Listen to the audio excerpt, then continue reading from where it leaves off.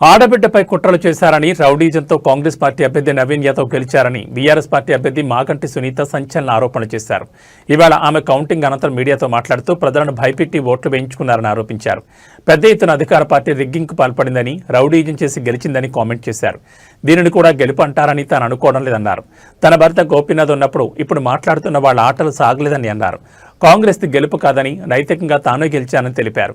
జూబ్లీహిల్స్ ఉప ఎన్నిక నిర్వహణలో ఎలక్షన్ కమిషన్ అటర్ ఫ్లాప్ అయిందని మాగంటి సునీత సంచలన స్టేట్మెంట్ ఇచ్చారు.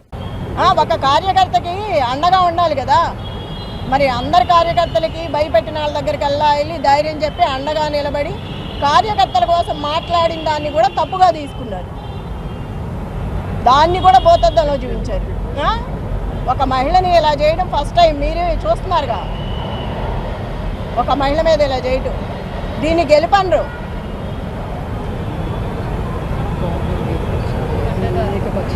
అడ్డదారులు వచ్చి అడ్డంగా చేసి నేను చూసా కదా, మొన్న నేను అడ్డం పడ్డాను, ఎక్కడికక్కడ అడ్డం పడతానే వచ్చాను, చాలా చేసుకుంటూ వచ్చాము. అది కూడా లేడీస్ని చేసుకొచ్చాం, అన్ని చోట్ల లేడీస్నే చేసాము.